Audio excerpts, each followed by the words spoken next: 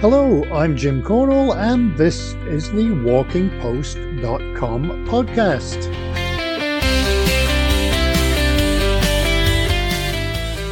Yes, it's a new podcast, and I'm not new. I'm Jim Cornwall, media veteran and editor of the WalkingPost.com website, which is a walking news site aimed at the normal walker or hiker. I must say I'm not exactly sure how normal I am, but I wanted this podcast to be about walking, to inspire people to walk and explore and visit new places, but also not to be intimidating. There are a few podcasts, websites, even magazines out there that I don't really feel speak to me as an older walker with a family and a dog that flops over when he's tired.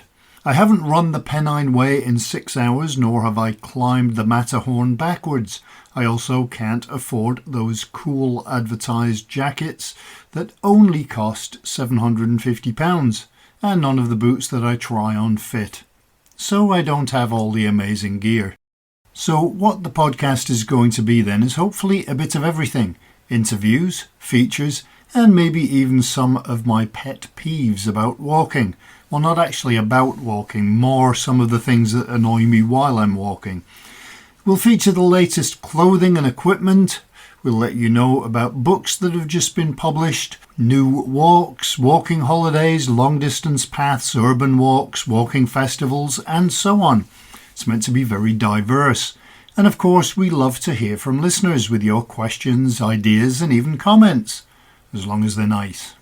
As far as walking goes, just so you get to know a little bit more about me, my day job is in the media. Writing, doing podcasts, like I'm doing right now, videos, photography, editing, news, and because of that, in the past I've got to travel quite a lot.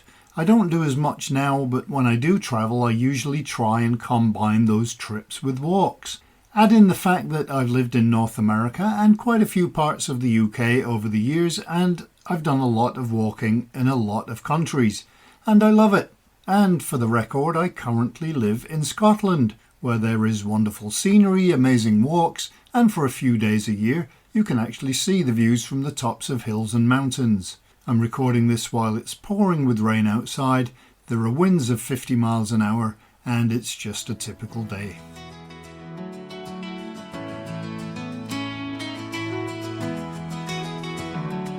But enough about that. What's on this week's show, I hear you ask? Or maybe I don't. Well, we're going to talk about the Malvern Walking Festival and about mohair socks. Before we get to the interviews, I should tell you what the news articles we had on WalkingPost.com were this week. We had articles on Bristol Walkfest looking for ideas. Nottingham is going to be getting a new footbridge over the River Trent.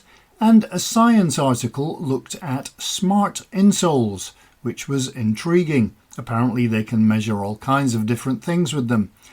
There was an article on why travel insurance is important for walking holidays, an article on the Evesham Walking Festival, and a 3-kilometre hedgehog walk to raise funds for the wildlife trusts. Hopefully an interview on that one in the coming weeks. Tickets are now available for the Chepstow Walking Festival, and we do definitely have an interview about that on next week's podcast.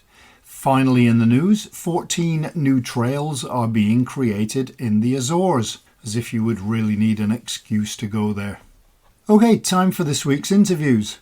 It's the time of year, still late winter, when we dream about walking in the summer, wind in your hair, and I say your because I don't have any, wearing just a t-shirt and shorts and a hat with the sun beating down, birds singing, flowers blooming. Maybe you have a picnic and maybe there are panoramic views. Lots of people are spur-of-the-moment hikers, but others are planners. And so this is usually the time of year when all of the walking festivals start to announce their schedules.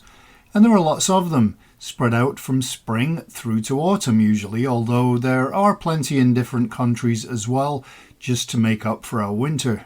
One interesting event that's celebrating an anniversary this year is the Malvern Walking Festival, and to tell us about it is Peter Reynolds, chairman of the festival. So I wonder if you could start by telling me a bit about the walking festival's history, when it started and how it's evolved over the years, I guess. Yes, by all means. So Just over 20 years ago, the South Worcestershire NHS Primary Trust decided to create a Walking for Health initiative on the hills to basically to get people out walking. And this didn't go particularly well. It didn't get very well supported, unfortunately, which is a shame because we still run that initiative here in this part of Worcestershire to this day, and it is successful. But back in the day, a few local walkers got themselves together and decided that even though the initiative didn't work, there was perhaps some value in trying to put some walks together. So over a 3-day period, they organised 10 walks, and that was quite successful, sufficient that they decided that they would try and do it the following year. And it's gradually added momentum. A local Malvern businessman, Robin Alt, who owns a shoe shop in the town, got involved and he kindly sponsored it. And a few more people joined. And suddenly it was evolving into an annual event, always at the same time, the May bank holiday, always with a core of walk leaders. Some of them were ramblers from the local Poet Rambling organisation. Others were just casual leaders. And it's been developed to a point now where it's a big undertaking. We now, at the end of the festival in May, quite literally the following month, we sit down as a committee of 6 and we start planning the following year's festival. Yeah, it's really taken off in a big way. And so I'm told, I haven't verified this, it's one of the biggest walking festivals in the south of England. For those that don't know where the Malvern Hills are, can you kind of pinpoint it geographically a little bit? Yeah, sure. So we're looking at Worcestershire, probably about 8 miles west of Worcester itself, which is one of the cathedral cities. It's on the main line from London on the Paddington line, and yeah, it's probably about a 2-hour train ride, right in the heart of the country. Have you been lucky with the weather? I know you said you had it the same time every year. Is it good weather usually? Yeah, mostly we have the spring flowers out, and a lot of the walks are themed to take the flowers. Yeah, we get occasional rain, we get occasional fog, but on the whole, it's been good weather, yeah. You mentioned that it's grown over the years. How many people do you usually get participating, and are they from the region or far and wide? This year, we've got 1,000 walk places available over about 61 walks. So there are 38 walk leaders who will be leading those walks. When we look at the data for where all the walkers come from, nearly 60% come from Worcestershire itself, and then it gradually fans out Gloucestershire, Herefordshire, Birmingham, Dudley, Coventry, and then there's probably about 360 different postcodes. And the furthest afield last year was somebody from Vancouver. We think a lot of the out of area people make a holiday of it and they come here for the week. And the reason we know that is I can look at the spread of walks and I can see a certain person booked up on the Monday and then the Tuesday, the Wednesday, the Thursday, Friday, so on. And they're from Yorkshire or wherever. So they've clearly come for the week. And in that respect, we work with the Tourist Information Centre in Malvern quite closely. They're very good with pointing people in the way of accommodation. And we're trying to encourage special events to be put on during the week. So it's a festival in the true sense of the word, that there's more to it than just walking. I was going to ask this question last, but seeing as we mentioned accommodation, I'll mention it now. Is it easy to find accommodation for people that come in? Yeah, there's plenty of good hotels, lots of bed and breakfast accommodation. A lot of people come with their tents, I know, because there are some good campsites around here. And as I'm out leading the walks and chatting to them, there are a few who make a week of it under tent, under canvas. I think that's one of the things about going on a walking holiday or a walking festival. The first thing is, am I going to be able to find accommodation, and is it going to cost me an arm and 2 legs? Well, people book up well in advance. One of the things about the Malvern Festival, which I think is a cult, I've not come across it before. As I said to you, we start straight after the festival planning the following year. So come the autumn, I'm writing out to all the walk leaders, encouraging them to offer walks for the following year, new walks, so that we keep the program fresh, because we get everything up on the website so that bookings go live at midnight on New Year's Eve, a full 5 months before the festival. And I can tell when I drill down into the software that people are booking at 10 past 12. On New Year's Day this year, out of just under 1,000 available spaces, on the first day bookings were open, we sold 313 places. As it stands now, and we're not at the end of month one, as it were, 70% of those places have gone. Those same people are booking early with their accommodation as well, and they're putting the package together. And we know that from the feedback we get from the wonderful walk that the Tourist Information Centre in Malvern do for us. It's a big festival. It takes a lot of planning, but we've got some great walk leaders, and there are 6 of us on the committee. We've all got a separate role. We come together every 6 weeks and look at our individual programme, and the progress suggests to us that it's a very, very successful combination. You mentioned about the fact that you like to keep it fresh. What do you have in store for 2025? Well, because we know that we have a lot of repeat customers, a lot of people come back, we try and only run a walk for 3 years, and then it needs to either be freshened up or we have a complete new walk. So this year, we've got some heritage walks around the town of Malvern, which is new. The feedback that we had last year is that people would like to go slightly further afield from Malvern. So we've got some new walks in a couple of the villages in Worcestershire, Hanbury and Ombersley, Simmons Yacht, which has been a very attractive venue and quickly sold out. All the areas around the River Wye and Herefordshire, Ledbury. So we're gradually replacing the old stock with new stock so that people can come back year after year and not find that they're doing the same walk. I guess that's a two-sided coin, because there are people that probably love specific walks and want to do it again, but then, as you said, they want to do something not the same as last time. There are some iconic walks that we will keep. So, for example, one of the long-distance trails, the Worcestershire Way, which is a 31-mile trek, we're doing that over 3 days. That's sold out very, very quickly. We've got the Three Choirs Way, which is another long-distance walking path. Tim Lawrence is leading a 4-day trail from Hereford to Worcester. And then you've got, if you like, the challenge walks that people love, walking from north to south or south to north along the hills, which is 12, 13 miles. And then, not that we're running this year because we couldn't find a leader, but there and back in a day. And that's proved extremely popular. So that's sort of 24 miles. And then up until last year, we did the Worcestershire Way in a day, 31 miles. But I'm afraid I've not been able to find a leader that's prepared to do that this year. But we will revisit that next year and try and bring that back, because we get a lot of interest in these challenge walks and the strenuous walks.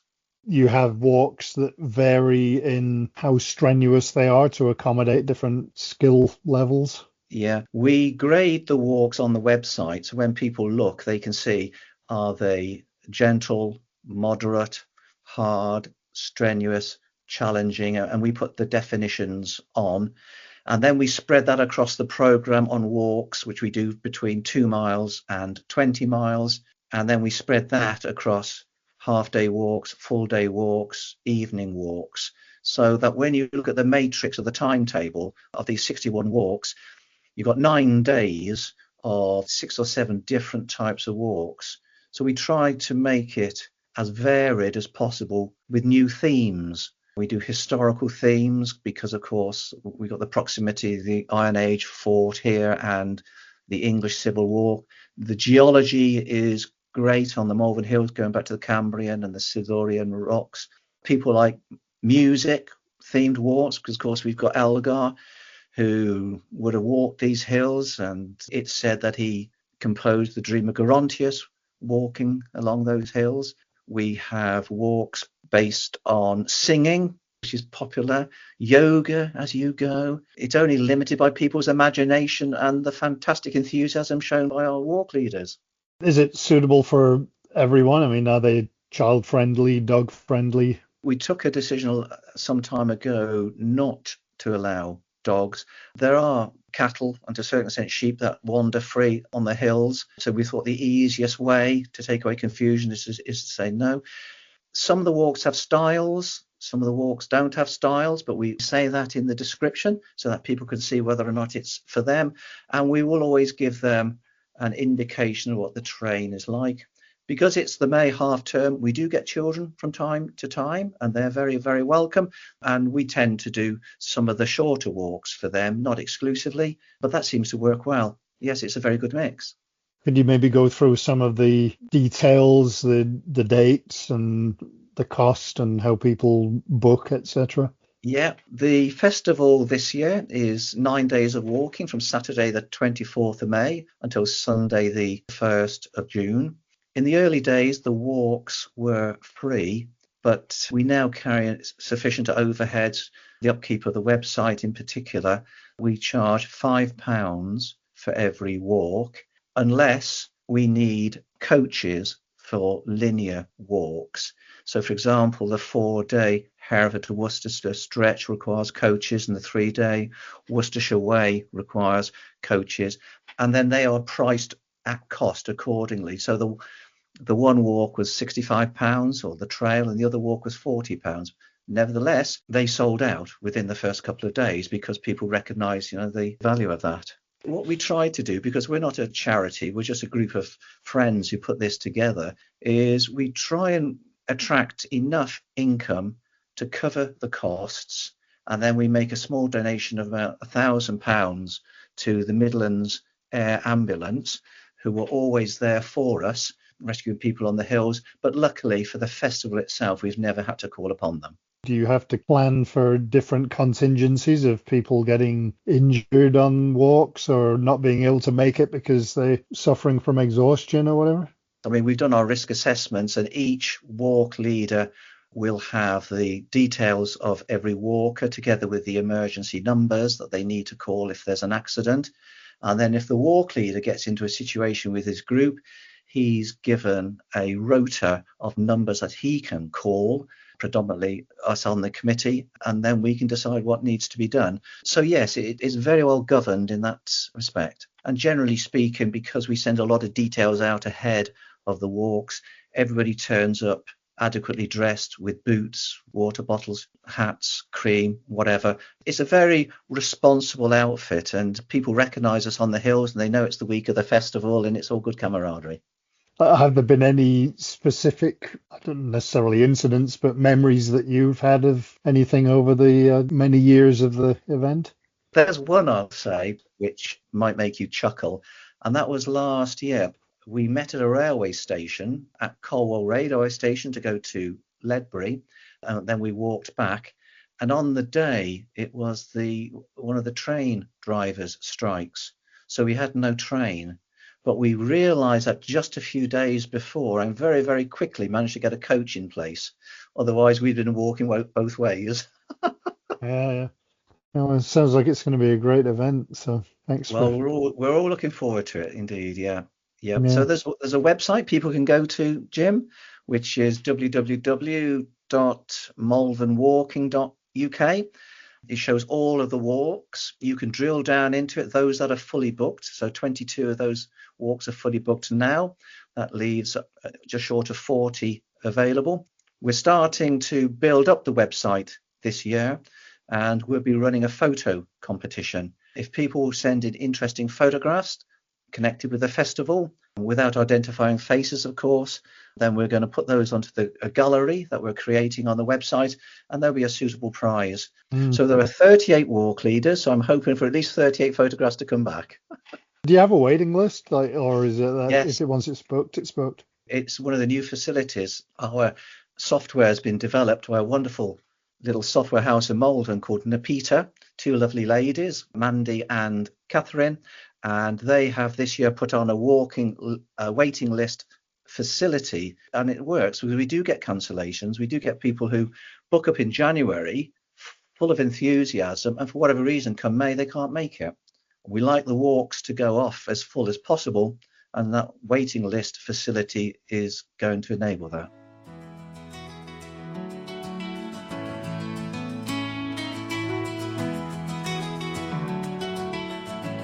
Now we're talking about socks. That's something I find challenging because I've got big feet. But one company that makes hiking socks and is based in Morpeth in Northumberland is Capricorn Mohair Socks. And from the company to talk mohair, design and much more is John Monks, Managing Director of Capricorn Mohair Socks. And the first, most obvious thing is to find out a bit more about the company. Yeah, so we're Capricorn Mohair Socks, so a UK sock producer of walking socks around the country. We're part of a nice tie-in here to the podcast. We're actually a walking business initially. So I used to be a hill shepherd and I started a business in 1999 called Shepherd's Walks. And I started writing walking guides and selling them in those days on the internet when the internet was in its younger days. I kind of caught people's imagination or the media's imagination, because there was this shepherd living 1,000 feet above sea level in a cottage, writing walking guides, selling them on the internet.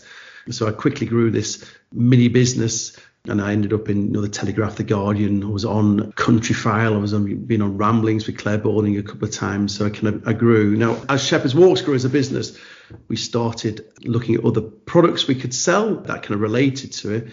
And a gentleman gave me a pair of mohair socks. This was back in 2004. I absolutely loved them. So 3 years later, I bought the business, and I bought the business off the original founder because I was initially selling them through Shepherd's Walks to fellow walkers. So I so much loved the product. I bought Capricorn Mohair Socks and I've grown it for the 18 years since then that the business is now up and running. We sell socks both directly to the customer through our website, and we also have about 55 to 60 retailers around the UK. In the past, one of our biggest markets, believe it or not, was Japan, because Japanese love UK-made quality products, and because we make everything in the UK. We ended up very oddly in the fashion markets in Japan, on the catwalks and in fashion magazine. Now, I know as a podcaster, the listener can't see me. I'm a country boy who wears thick socks and goes walking. So meeting these fashion gurus in London when they came flying over from Japan, we were very different people as they had their skin tight trousers on and their socks on the outside of them, and I was there in my fleecy jacket and my warm socks on. That's kind of a bit of a background to the business as it's grown over the years. Do you sell beyond like the UK, to Europe and North America? Or? Yeah, a little bit, but not. We've struggled a little bit post Brexit. I'll be honest with you with socks. We've struggled to get socks out there, so therefore we actually stopped exporting to Europe. We export a little bit of wholesale, but not directly to the customer anymore. It's something we may do. We've got good stocks here in the UK, so we may distribute it to the US. We're potentially looking at a potential distributor over there because it's been quite a big market for us in the past. What tends to happen is a retailer will contact us from a country and then we will ship out to them. But we kind of say, well, actually, do you fancy distributing for us as well while you're out there, and give them a little bit of extra income? We've looked at South Korea a lot in the past because they get influenced a lot from what we did in Japan. So we looked at a distribute out in South Korea. We struggled a bit pandemic-ish to produce the quantity, so our stock levels really slumped. So we kind of came more UK based, but our stock levels are back up now. So we are in a situation to get overseas distributors and distribute into a wider field. So fingers crossed we'll do that over the coming couple of years. What is it that makes mohair socks so special? When we're looking at outdoor or walking socks or any socks, what we're trying to produce is a straight fibre. Straight to the fibre, the harder wearing it is. When the fibres rub together, it's not abrasive, so it's very, very hard wearing. And also it doesn't hold the moisture. So let's think about your human hair. You get out of the shower, holds no moisture, it's instantly dry. And that's what we get from mohair. Now, in my shepherding years, I kind of was quite interested in fibres. So when I was shepherding, I actually worked in Australia for a short time, for a year, on a sheep station owned by Rupert Murdoch, of all people. Those were merino sheep. So the merino sheep is the best of the wool. So wool has pits in it and actually has a bit of a fuzz on it, and that takes in moisture. The merino is the best of that. So you might, like in the outdoor sector, we heard of smart wool. That is what merino wool. Merino did a fantastic job of rebranding themselves. But a hair being a straight fibre under a microscope, because it holds no moisture, hard wearing, machine washable, is everything that you really want to make socks out of. And therefore, We also see mohair, things like aircraft seats often are made of mohair, where we want that hard durability. And again, when we're looking at managing mohair, we think of it like a human hair, so we can use hair conditioner on things to loosen the fibers up. So for me, it's the ideal natural product to make socks out of. 10 or 15 years ago, we had more man-made fibers, so we were looking at more synthetic fibers, no polyester. A lot of them were actually oil derivatives to get this straight fiber, but mohair naturally has this. So it's the ideal thing for making, in my case, initially walking socks. And then the other great fiber, because there's no moisture in the sock, there's no odor, so we don't have to wash the socks every day. So if you're doing a long distance trail, you can wear your socks for 4, 5, 6 days without having to wash them. And even your everyday socks, instead of washing them every day, you can just wash them every 2, 3 days. So environmentally, we're not putting everything through a washing machine on a daily basis, which is also very good as well. Where is the mohair sourced from? All over the world. We used to only get it from the UK. So we used to get some from Scotland and some from England. But sadly, as the business has grown, we've had to bring it in. So we do bring it in from around the world. Really, we buy it on the open market. The problem we used to have in the UK is we used to end up with quite a broad range of qualities of mohair. And then what happens is they go through the machine, you get like a bit of a snag going through. So if one mohair was lesser quality, it would snag and you end up with a bit of a line going up the sock. You might have seen this sometimes when not all the fibers are running through the machine. So the positive thing about buying on the open market, we can buy a specific grade of mohair and then we knit with that. And the process comes in, we actually knit everything in the natural colour, which is cream, and then we dye it in leads as a complete sock. And then to come back, we do what's called conditioner it, and then we ship it out all over the world. When it comes to the colouring of socks and design, how do you decide on that? And are there some that sell better than others, or is there innovation within sock design? Yeah, we're always thinking, we're always listening to customers and moving on with different styles of socks. So we knit everything in traditional machines. The machines we knit on are the same machines we've been knitting on 30, 40, 50 years ago. So that's the way we are. So that's why we knit as a complete sock and then dye it. We can't put individual colours in, so all our socks are solid colours. So all the time we're looking at what we can do. So actually, our knitter's in Leicester. I'm in Northumberland in the northeast of England. I'm down in Leicester next Monday, meeting my knitter, and we're looking at new designs of socks. So actually, not quite as exciting as walking socks, but we're looking at bed socks really for next year. I think there's quite a big market in bed socks, especially with heating bills going up. I think a lot more people are wearing it. So we're looking at that. We're also looking at trainer socks for next year. So we're always innovating, and also new colours as well. We're quite known for our bold colours because that's that Japanese influence that we've had. Traditionally, Capricorn Mohair Socks, our business, we used to be very what we call national trusted, which is very green, and those were our colours, no browns and whatever. But because we worked with Japan for so many years, we got influenced by those colours. So our branding has completely changed. So our branding is now white with brighter colours, and our colours are a lot brighter. So within the industry, we're known for those bright colours. We are also innovative. We're always having new colours. And we're not scared of trying things and failing. And again, when you produce any products, you do have seconds and this kind of thing. So we try and be quite ethical. So we did things like last Black Friday, instead of giving discounts, if you bought 2 pairs of socks, we donated a pair to a homeless charity here in the northeast of England. And then we went along and we actually gave over 200 pairs of socks to that homeless charity, brand new mohair socks. We try and innovate, and I say we have seconds and things, we'll sell them off to customers because often it's something like the dyeing is not worked 100%. So yeah, we're always trying to innovate and push the boundaries of this great fibre, really.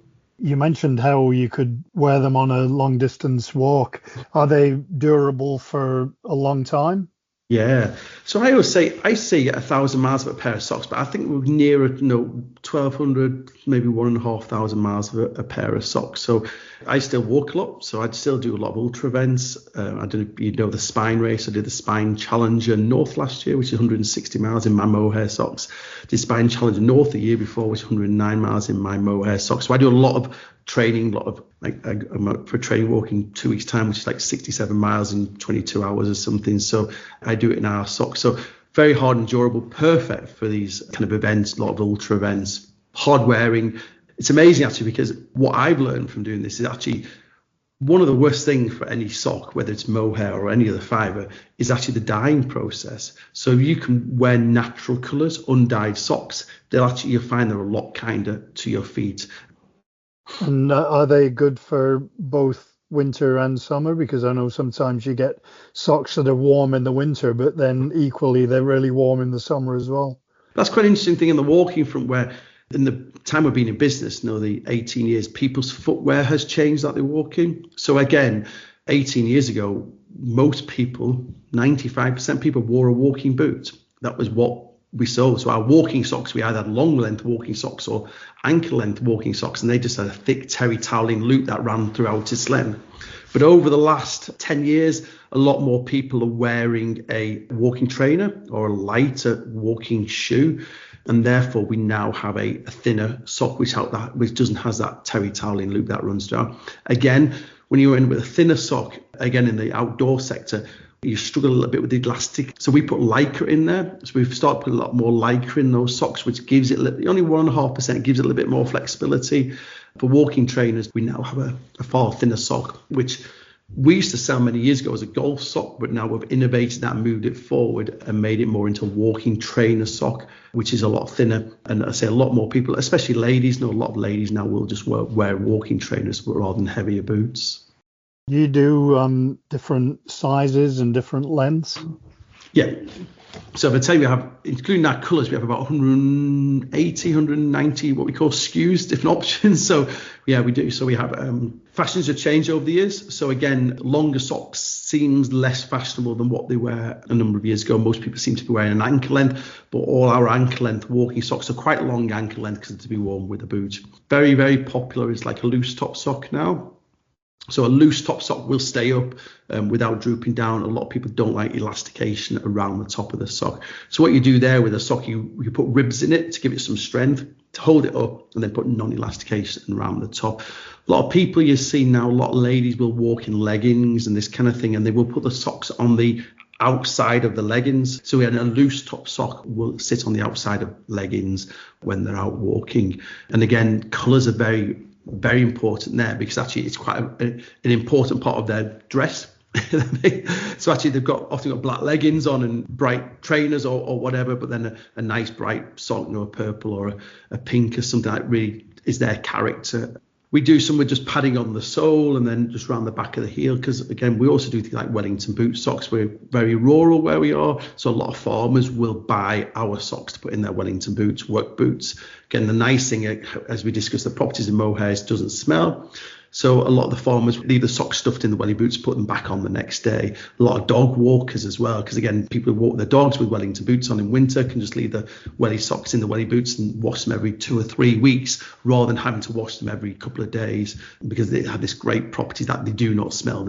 You need moisture in your sock to make it smell, and if there's no moisture, it doesn't. So we have thin walking socks, thick walking socks, 3/4 length socks, loose top socks for all occasions. We can brand them on like what's your activity, and then we'll have socks that will suit that activity. I'm just thinking of farmers and what they step in the course of a day, but their socks don't smell, but the wellies probably do a bit. It's quite funny because my son is still a shepherd, even though I started off shepherd. My son is a shepherd now, and he's in his mid-20s. And like when I say, what do you want for Christmas? I'll just have 6 pairs of Yorkshire socks, which are our welly boot socks. It's easy at Christmas, just give him some mohair socks, and it keeps him going for another year. And I've got a lot of friends who are builders and things. Well, kind of like, bring us some of those socks home with you. So it's quite funny when you get known for the socks, and everywhere you go, people say, bring us some of those socks. When people work outdoors, they're not scared of spending a bit of money on them, because actually they see the benefit of it. There's nothing worse than having cold feet all day long. So actually they're not scared of spending a little bit of money on a quality product that's going to keep their feet warm. Yeah, well, and it's false economy if you get cheaper socks, but they last 15% of the length of time of a good sock, then you might as well have bought the good one in the first place. Exactly right. And they're all hand finished. They're all that quality traditional knit. And it's amazing actually, even post Brexit, how much more production has come back into the country. So we've been knitting in the same factory for 18 plus years. And when we first started knitting them in the UK, they were always looking for work. Now they're so busy. If you were a new sock producer and went along to the factory, they would actually turn you away because they are so busy post Brexit and people wanting that quality end of the market. We all do very well as well.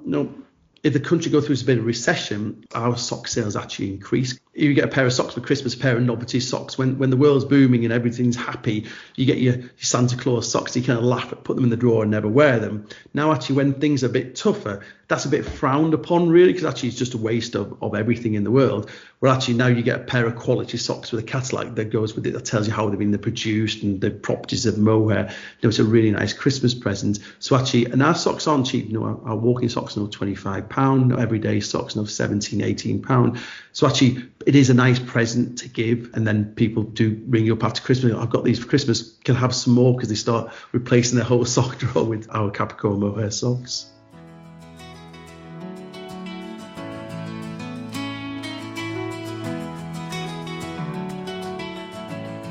Some great information and stories there. I may have to ditch my current socks with a hole in the toe. That's it for the interviews this week. A fun feature that I'd like to do every once in a while is to get something off my chest, and I don't mean my shirt.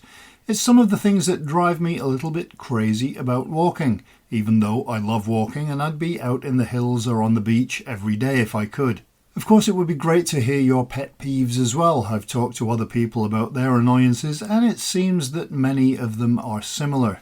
Maybe I'm just old and cynical and turning into Victor Meldrew. If you've never seen One Foot in the Grave, then you definitely need to head over to Google. Do people still buy DVDs? I know I do, but who knows? So this week, my pet peeve is going to be about trailheads. Not about finding them, although that can be a challenge sometimes, but about parking at them.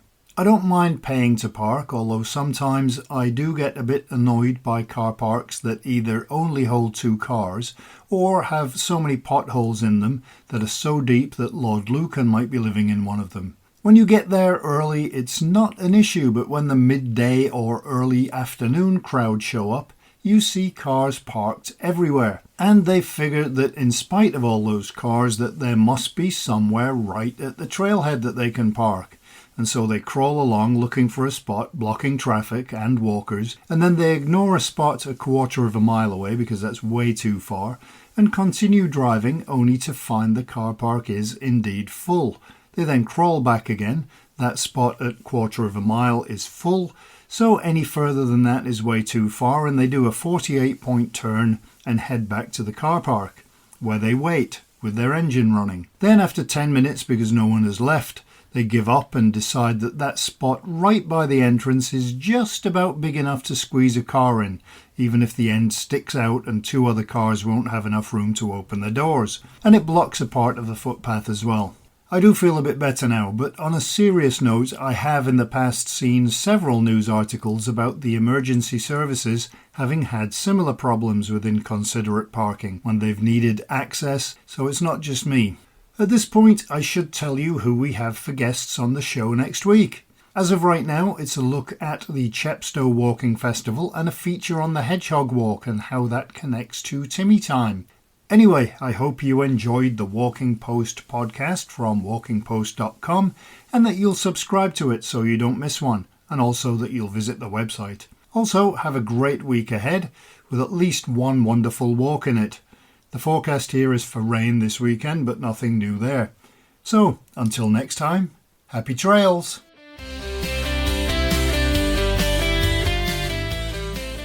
Walking Post from walkingpost.com is an Air Coastal Media Limited production.